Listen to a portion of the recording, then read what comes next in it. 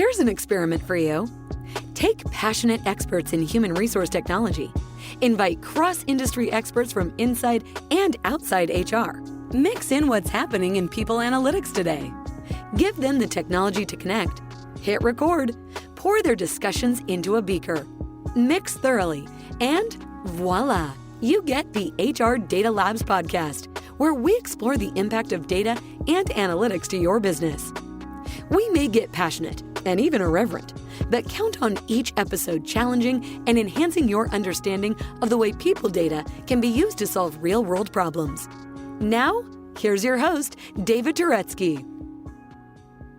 Hello and welcome to the HR Data Labs podcast. I'm your host, David Turetsky, alongside my friend and co-host, Dwight Brown. Hey, Dwight, how are you? Hey, David. I'm good. How you doing? As you can tell, I've had a lot of caffeine today. So today we have a very special guest, Jennifer Brown, who's the CEO and founder of Jennifer Brown Consulting. Jennifer, how are you? Hey, I'm good. Thank you for having me, David and Dwight. Good to have you here. We are very pleased as punch. So Jennifer, why don't you tell us a little bit about Jennifer Brown and about Jennifer Brown Consulting? Okay, thank you so much. Let's see. So I am a California native. I went to East for college, back East, as we used to say. Went to an incredible small liberal arts college called Middlebury, if anybody knows it. And, you know, in my 20s, I was a little bit of a lost kid. I think 80s kids often were, wondering how am I going to make a living? What am I going to do? So I had two kind of loves at that point in my life. I really wanted to be of service and make a difference. So I went and found the nearest nonprofit I could find and got a job there and loved it. It was in youth community service. But the other love I have is music, and particularly as a singer, having grown up in a musical family. So I had this amazing opportunity. I was singing at nights and weekends, but I said, you know what? I just got to go and scratch this itch. I have to move to New York and I have to study voice. And I went and enrolled in an operatic vocal performance master's degree and got my degree. And then subsequently thought I was going to do that for a career, but I injured my voice and I had surgery several times, which means that you know, you're just not going to have the stamina to do 8 shows a week in Broadway terms. Right. So I had to pivot. And I had to pivot. And I landed on my feet, though. Performers are amazing and agile people.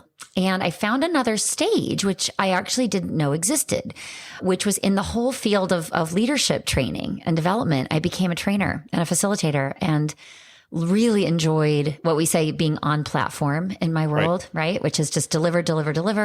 In the early days, I taught everything in the whole kind of quote unquote soft skills catalog. I taught things I had no business teaching, but I was thrown into the mix and I loved it. I just learned so much and loved learning with my audiences, loved kind of knowing enough to be dangerous, right? And helping facilitate progress, but not being an expert. And then, but I'm also, so I was always active too in the workplace equality movement because I'm a member of the LGBTQ plus community. So sort of in parallel to all of this, I was always meeting and, you know, doing pro bono like panels, and I was on committees, and we were wondering like, how can we get corporate America to be a place that embraces our community, both from a hiring perspective, retention perspective, but also customers, given the buying power at the time and still is just exploding for, I'll say just minority communities, if I can use that word, the $1 trillion of buying power now, I think that belong to the LGBTQ plus community. So we, in those early days, had a seat at that table, learned so much about how employers really like what's in it for them. Like, what do they value? What would they listen to? What would they believe? How do you present an argument for greater equality? And domestic partner benefits predated marriage equality, right? We worked on other issues. So I like to, you know, now I get to kind of give, I think, voice to those of us who've been closeted in the workplace, those of us who haven't felt comfortable in the workplace, haven't felt seen, haven't seen any role models, are truly underrepresented and even stigmatized. And it's been just such an amazing journey now to swap one stage for another and feel like I'm kind of coming full circle to something that was always important to me, which is the voice, which is the ability to express all of that good stuff that makes us feel as humans like we can be proud of the life we live, proud of the work we do, feel that we're making a contribution that matters, and that we're not afraid of our identity being a challenge or an impediment to doing that. And your career. Yeah. Yes, and your career. Absolutely. And you're an accomplished author as well. And I've read your book, Thank and you. it's really good. Thank you. I will tell everybody, because I'm a very honest person, I still have like 20 pages left, and I'm going to get through them. You better. Well, no, hey, listen, I promised my podcast listeners, so I've got to do it. Okay. But up to this moment, it's a really good read. It's a fast read. It really is. Thank you. If you can put aside all the other distractions of your world, it's actually very entertaining as you're going through it as well, because lots of quotes and lots of really good, very interesting things that you bring up. And we're going to get into that as we talk today. But we're going to have a link to it in the show notes as well. So I imagine it's on Amazon for purchase. Yep. And I read the So people can audiobook myself in case you like that. Go. Oh, nice. Good job. All right. So the links will be there then.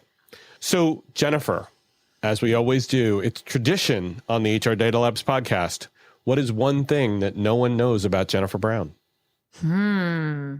Because, by the way, the vocal thing that I know. I just blew that surprise. I know. Yeah. I guess I could say I was a certified scuba diver when I was like 12 years old. Wow. You're an overachiever. That's young to strap on those tanks, too. Overachieving parents, yes. Yeah, exactly. They just push you off the boat. That's Go right. on. I mean, literally. Sink or swim. Sink or swim. Literally. You can't do it. Who cares? Wow. Yes. Leap and the net will appear, hopefully. But you lived to tell the tale, so it was okay. It's There actually you go. character building. It is. Yes, it was. Well, and we can tell you have a lot of character, and we're going to get into that now, because we're going to talk about you, and we're going to talk about your topic. And the topic is inclusive leadership.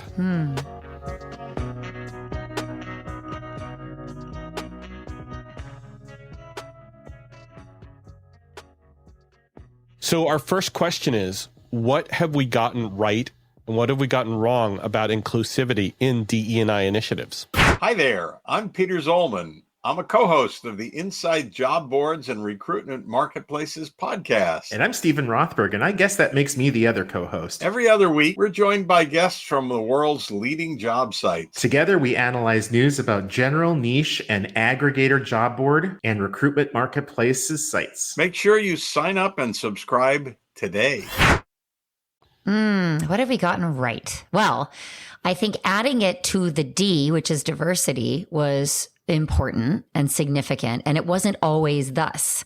When I started in this work 25 years ago, it was just the D. Right. And we were looking for representation. We were looking for that. And then we realized that inclusivity, I liken it to the soil, and D is like the seeds that you're planting in the soil. Sure. And inclusivity is the circumstances, right? The environment. Is it conducive, right? To welcoming and getting the most out of all kinds of diversity. So I love that it was added.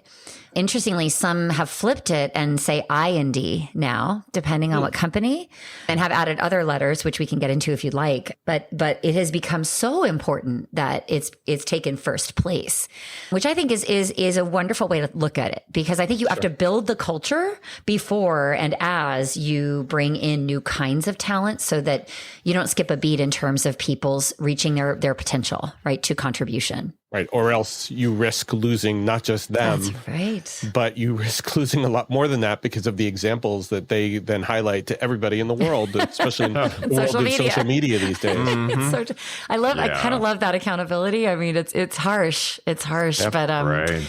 there is it's very transparent these days, and companies can't hide anymore. And that culture, the inclusivity within the culture is actually being valued in an unprecedented way by younger talent. They are evaluating that. They are absolutely either vouching or not for what it's like to work in a certain place. And that goes a long way, because it's such a sort of towering value for that generation in a way that I think it wasn't for us. I mean, we were sort of this lost generation, I think, that had felt like we were not enfranchised to use our voice to influence the workplace for more equality. We sort of put our blinders on and said, you Yes, sir, usually sir. Right. Right. And it wasn't really about us feeling that all of us mattered, feeling that we were resourced and supported in the workplace. It was a pretty harsh place. And I love that. I think the workplace needs to do better in terms of addressing the whole human. I think we ask so much of people, and people are going through so much. So we're at this time where difference wants to be seen and heard. I mean, I like to tell my leaders I speak to, when you think I don't see color and you remember being taught that, it's one of those adages that I think we've got to really reevaluate and kind of put on the shelf. Yeah. Now we're in an age where the full person, I think, deserves to be seen, supported. Right. Nobody should be diminishing parts of themselves, not only because it's not fair, but because too, none of us can contribute fully from when we are feeling compromised, when we're feeling like, oh, I'm closeted. I never showed up in the most powerful way I could when I was managing all of that. Well, if you remember correctly, back in the 80s, we did hide ourselves. Yes. We did hide our true selves, no matter what, whether it's Jewish, whether it's, you had a background that wasn't exactly considered, to be completely white. And, we never actually came out. Even veterans were worried about outing themselves, and of course, mental health, forget about it.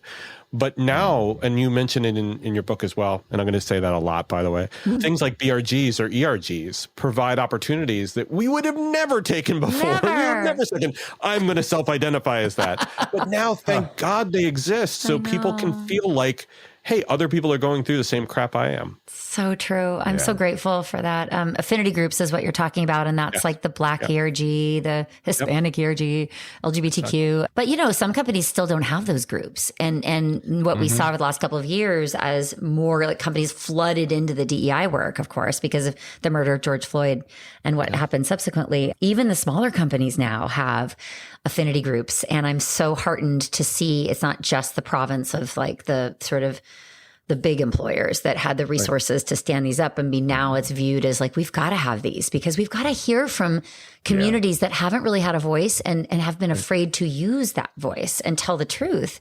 So I think the best cultures are going to be ones that put these in place, that build it so they will come. And believe me, people will come if you build it because people are looking for a voice. I mean, this is sort of this fundamental need that we have. It is going to become ubiquitous for all companies, which it should. Definitely yes, should. Indeed. Agreed. Within salary.com, where Dwight and I work, we actually have times when we all get together and we talk and we share our own personal stuff. And it's almost like, because we're a smaller company, it's not really an affinity group as much as it is everybody getting to be able to share their stuff.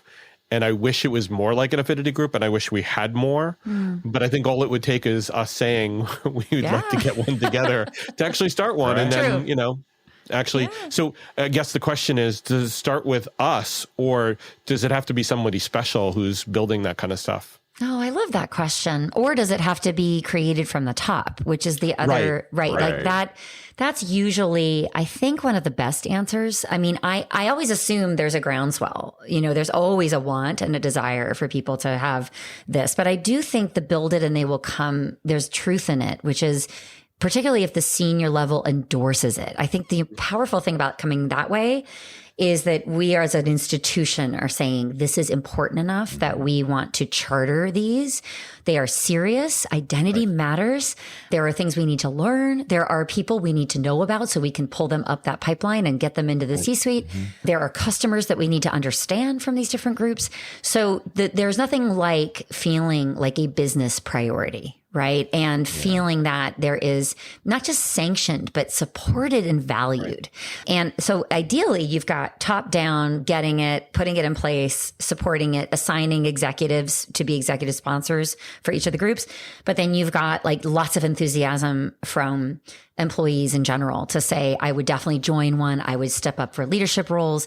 Remember, there's still so many stigmatized identities that I think that first person raising their hand, depending on what identity we're talking about, is a scary proposition for a lot of folks. I'm still encountering, there's a company just the other day that said, we're launching our networks. We're so excited. We're going to have the Hispanic group. We're have the women's network, and we're going to have a disabilities network. And I was like, so where's your Black network and Asian network? And they said, well, our Black employees are just not ready. to really hold their hand up. And I said, Oh, that's interesting. ooh, so in that case, I said, this is where from the top matters. When you've got people who are scared, same with LGBTQ, same with a lot of these. Veterans should also be a group, by the way. Veterans ERGs are amazing and so important. So I just think that the blessing, if you're going to do it for one, you should do it for all. And you might even want to look at religion, spirituality, and faith. Interfaith groups are really interesting. Sure. Not very common, but I think increasingly important, particularly for multinational companies. But anyway, I mean, it's just really integral to every strategy, I would say. So that gets to, I was going to ask you, I think the double-edged sword sometimes with it coming down from leadership is that sometimes it can get watered down or be sort of a check the box exercise, we need to have this group. But I'm curious about your experience. It sounds like this was a case, the example you just gave, where it wasn't necessarily watered down. It was just sort of partial for where it should have been. But what's your experience with that? Yeah. I mean, I think they were trying to be, rightly so, sensitive to not wanting to put the cart before the horse before employees were ready. Sure. I actually really like that. I think that's taking a cue, right, from employees is always good. Right. And really showing that you're listening. So, but yeah, I think to go beyond the check the box, the groups need to be, I think, chartered for a certain purpose. And that needs to be clear and very strategic. We often call it like aligned to the business care abouts and priorities. So those are pretty simple. They're not a mystery, right? It is recruiting and retaining talent from this community, this demographic, right. Understanding common biases and that get in the way of that, training people who are not in that community about that community's experience, which is super important, right? Mm-hmm. How do we mitigate our own biases for vis-a-vis that identity?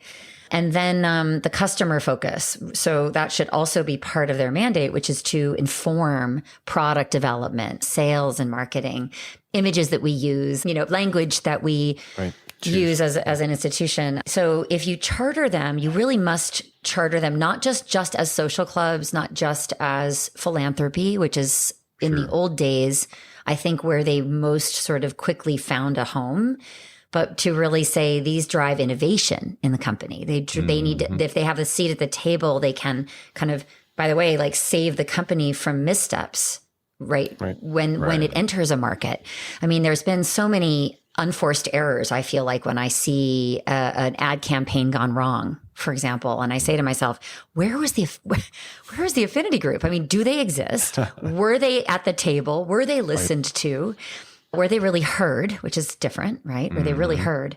And did they feel safe enough, by the way, to be critical of something before it went out into, the world and garnered negative publicity? So there's like sort of a whole process of involvement and participation that I think ideally you set up so that it does go beyond check the box. It is the whole purpose of this is to get to know people, to understand how the institution can be better, to serve more effectively, to retain people, and to diversify the leadership ranks of a company, which, by the way, most companies are still nowhere near as diverse as the world that is being served. Right. And the top is way less diverse on race and ethnicity and gender, just to pick a couple descriptors, than the workforce in general. So we still have this like mismatch top to bottom or bottom to top. And we've got to remedy that for that reason, but also for the market. Like what you hear so far? Make sure you never miss a show by clicking subscribe. This podcast is made possible by Salary.com. Now, back to the show. So we talked a little bit about what was right. Is there anything glaring about what is being done that's wrong about inclusivity in DE&I? Yeah, it's not like wrong purposely. I just think it is hard to measure. I think that's always the problem. Wrong is a strong word. I more just think, look, if you're measuring something that's sort of how does a leader behave in team meetings, for example, or like in the course of communications, how do you measure that leader on their inclusive behaviors? And according to whom? Sometimes we only ask for the person to rate themselves, and we all know it's very difficult to get an accurate rating. Some of us overinflate our skills, and some of us, underestimate that. So I think that if I could wave my magic wand, we'd have a way of measuring according to those on the receiving end of inclusive behaviors. Like a leader saying, how am I doing on this? Right. And here is the scale of competencies on a 1 to 5. And I think that would yield so much more information. But I think companies are barely defining it, let alone doing more of a 360, let alone tying performance ratings and compensation to those ratings, right? Absolutely. And that's where we're going, but we're not at all there yet. And we've got to kind of nail it down and really begin to measure it, because what gets measured gets done. So on that note, how would you describe optimal inclusion for leaders? The biggest thing I can say, which is a bit counterintuitive, is it's not about having all the answers about what this looks like, because I just think we are all learners. We're all works in progress. I know I am, even though I do this for a living. Things are always emerging to my consciousness and emerging in my awareness, let alone moving from awareness to skill and competency with that information and knowing what to do with that as a leader. And then there's sort of a further stage, which is really mastery, which is confident, competent, very outspoken, loud, insistent on change. So I think we're like at varying degrees as learners. So I think what we're looking for is that spirit of inquiry, humility, vulnerability, transparency, and authenticity in terms of sharing, like, here's what I understand about my own identity. And by the way, sometimes what we understand about our identity is our privileges, and right. even that word, we utter it and we're afraid of getting of the backlash, right? Oh, sure. Right. Absolutely. So I try to talk about mine a lot. Like, if these listeners could see me, I'm a white, blonde woman. My pronouns are she, her. I'm very feminine presenting in my gender expression. Right. So I walk through the world and do I sense danger? Certainly sometimes. But I also walk through the world relatively more safe than a lot of other folks who don't look like me, identify as I do. So yeah, I think if we could measure and compensate leaders on the ability to say, here's what I know and here's what I don't know, here's what I'm learning, here's what I care about.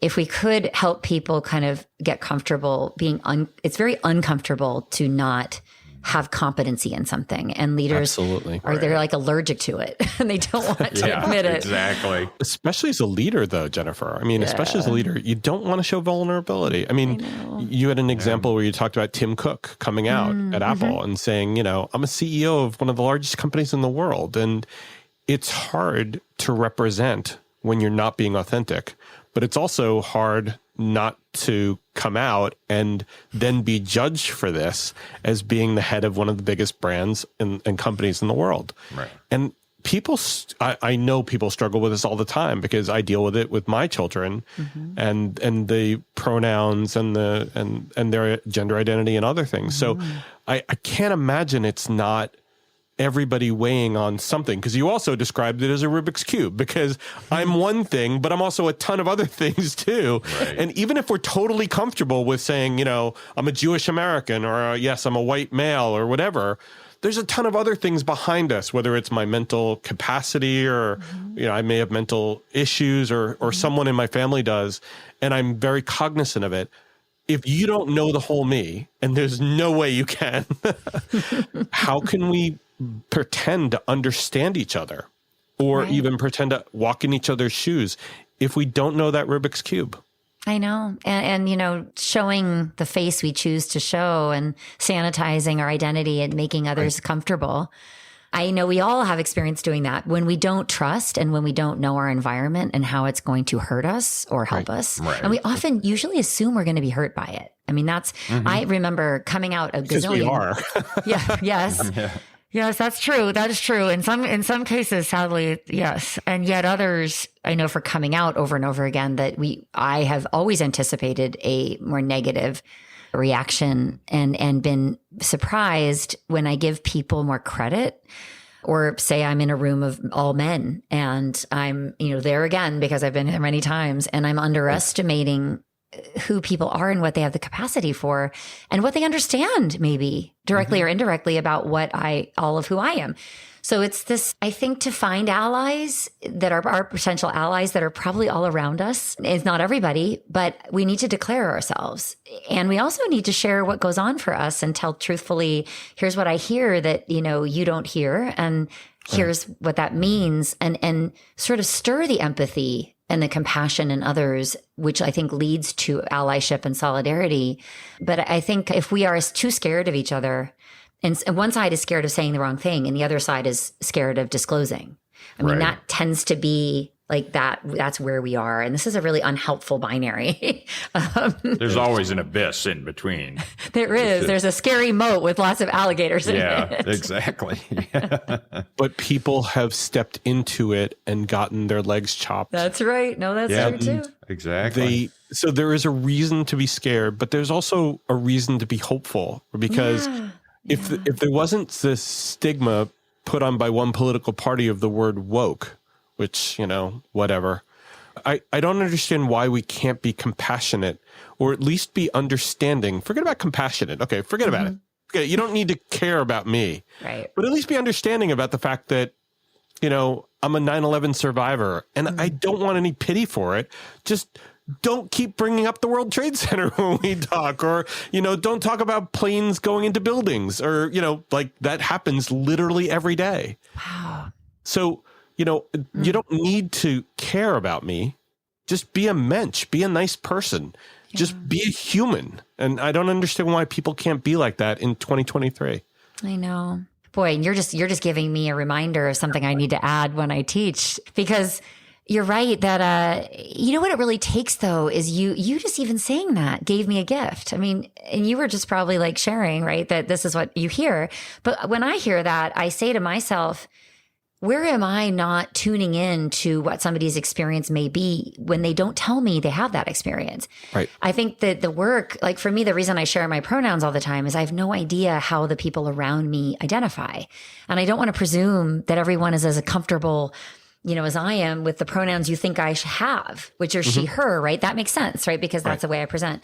Right. So anyway, I the work is really hearing as many stories like the one you just shared as possible. I once said that leaders are paralyzed with fear around their own development. And I have a friend who has limb paralysis, and she's a disabilities activist. And she was in that conversation, and she said, Jennifer, like really beautifully called me in, which I want to say is the most gracious way of giving feedback. Right. And it can be done skillfully and politely and absolutely hit the mark. She said, I would suggest a different word because, I'm in this community and this is what this is my life. But here's something I would suggest instead. And we didn't even miss a beat. I said, thank you so much for that. I will never forget that. I have never forgotten that. It's changed everything I've said since then around this. And what a gift. And now I can go and educate others and use that as an example when I teach. So I do think we have this one, if somebody is courageous enough to say, hey, here's how that hits me. Every time you say that, or every time you use that word, or every time you tell that story, I think I understand your intent. It's not exactly landing. And here's something I think might resonate more. We all remember those take courage. Those are hard conversations. And it's as much how we take that in as it is about the courage that it takes to articulate it. And I think if we could have more of that and not have that be scary, not have that escalate, not have that be, I that's what I wish for. But I know it's some days it feels like it's just so tense that we're locked up. I can't imagine that person who's saying, I had paralysis. Could you use frozen instead? Or could you use, fearful or something? I can't imagine to your point, the courage it takes for them to say it in a way that doesn't offend you. In a way in which they go, okay, let's do this without emotion. Truly very hard to do that. Yeah. Hard to do that because you've had to do it so many times, right? And you're so fed up. You're just like, oh, again, like I have to come out again because somebody assumed that I had a husband. Like, we could do that. But at the same time, could we? I don't know. I think we have to be gentle with each other because, in those moments you get angry, remember that you've been on the opposite side too. And there are things, there are ways in which you have, maybe somebody was afraid to give you feedback, and therefore you're sort of running around the world, like articulating and repeating things that you shouldn't. But no one has, I think, in a way, like loved you enough. I mean, really, it comes down to caring for each other, wanting each other to be better and more informed. So I always appreciate that. And I think that none of us should be on our high horse about always getting it all right, because that is completely impossible. Right. So, we got to just temper ourselves and be patient and show the patience that we hope others show with us. I mean, I think that's where I kind of net out. Hey, are you listening to this and thinking to yourself, man, I wish I could talk to David about this? Well, you're in luck. We have a special offer for listeners of the HR Data Labs podcast, a free half-hour call with me about any of the topics we cover on the podcast or whatever is on your mind. Go to salary.com/HRDL consulting to schedule your free 30-minute call today. So, Jennifer, what can HR practitioners do to help support leaders and the organization with inclusivity? So much. My HR partners are good friends and audiences I speak to a lot.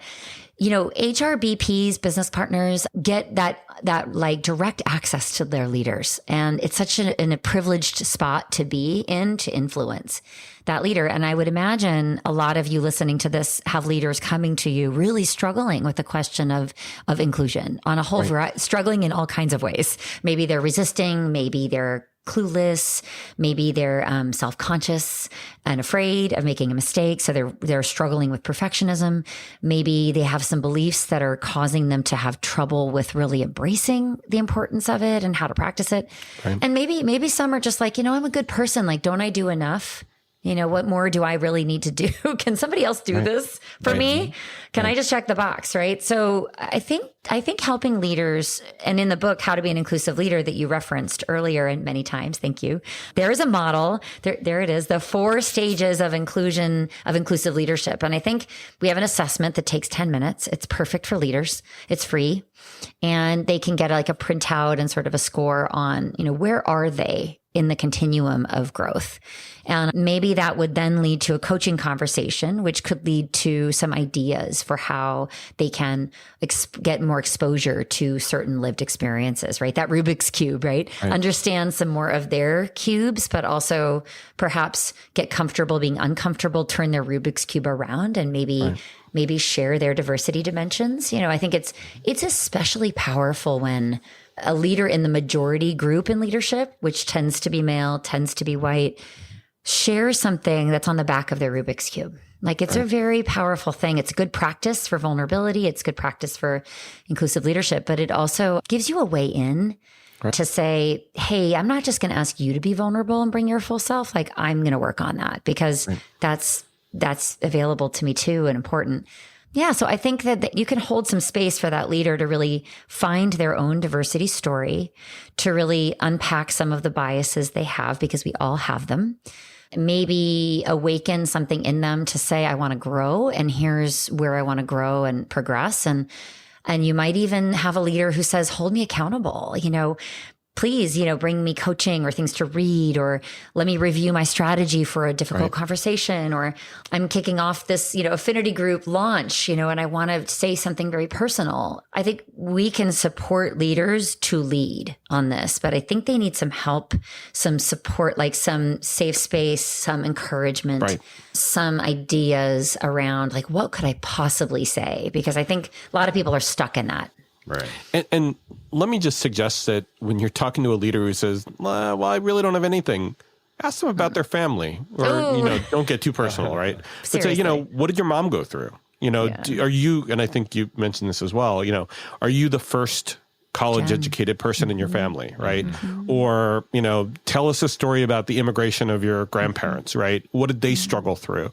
And think about how you can maybe turn it, one of the stories or learnings there, into something where then they go, oh, well, yeah, I guess that is very similar to a lot of the people today who are coming to us who are also, in that situation as well.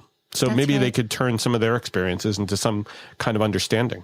I think with permission, kids' stories, like you say, the kids are bringing things home that many parents of our generation, which we dominate those leadership ranks, are just, we don't even know. It's like we're speaking a different language. And right. I think speaking about what you're learning about inclusivity from your kids or from that generation in general is very powerful.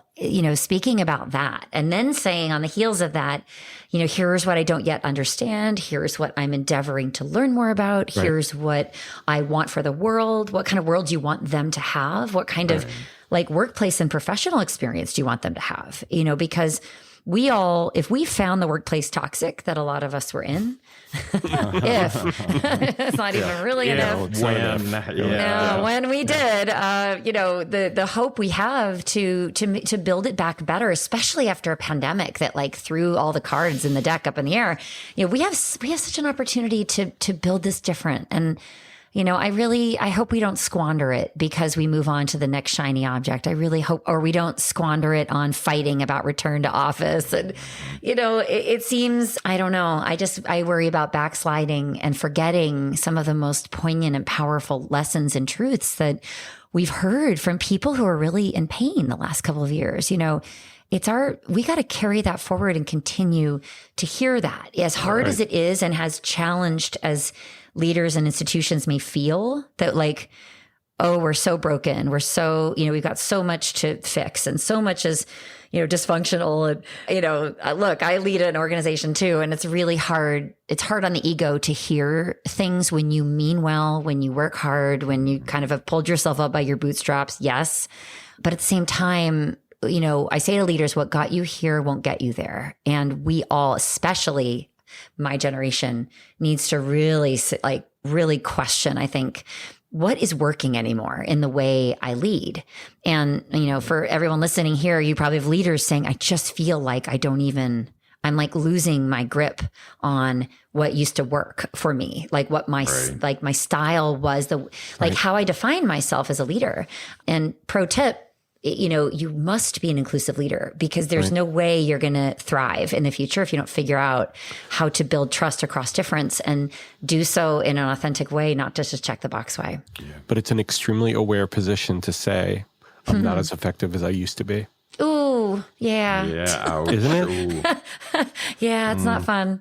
No. I know. And do that publicly? Oh, yeah. Even if you do it privately, kudos, but if you did it publicly, even better. I know. Good luck. Yep. Yeah, good luck. Well, yeah, and then you have to worry about your exit speech.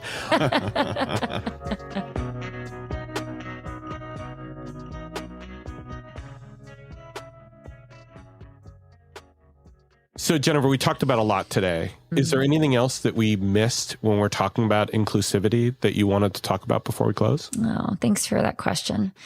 I would say if you're not uncomfortable, you're not leading. And this should feel uncomfortable. I think any habit worth having means that you're uncomfortable as you are building the discipline, right? But I also want to give hope that this is I think a competency we can develop. I've seen it happen. In fact, I've seen very resistant people become huge champions too. So when you're in the HR role and you're supporting leaders, have, space and grace for them. Yep. I would say open the door often to that deeper conversation to investigate where someone is, hold some space and encourage the imperfection showing up imperfectly. Right. And really hold that leader as they grow, because it's scary to grow in public. This is the problem and the conundrum of leadership. Like, on the one hand, we're saying, what got you here won't get you there. Right. And then we're saying, and by the way, you've got to lead. And while you are sort of reinventing, it's a lot to ask a leader. And I think we all deserve compassion for the language we don't yet know how to speak, when it comes to this. And yet the effort, really celebrating the effort, is so important for the encouragement piece of this, because what I don't want is to lose folks who feel, I just can't do this. I'm never gonna, or I'm afraid, and there's going to be consequences, and Jennifer, it's too risky. And, I get all this no, a lot of no energy. And it's but if you don't change, how will you thrive and bring people to you in the future so that you can do brilliant things together? It's just sort of part of what you have to know how to do. So, yeah. if they haven't learned how to change their leadership over the last 4 years, right? then Yeah, I don't know. Maybe find another. exactly. Exactly. Jennifer, it's been a pleasure having you on. Thank you so much. Thank you so much, both. Yes, thank you. Dwight, thank you. Thank you. And thank you everybody for listening. Take care and stay safe. That was the HR Data Labs podcast. If you liked the episode, please subscribe. And if you know anyone that might like to hear it, please send it their way. Thank you for joining us this week, and stay tuned for our next episode. Stay safe.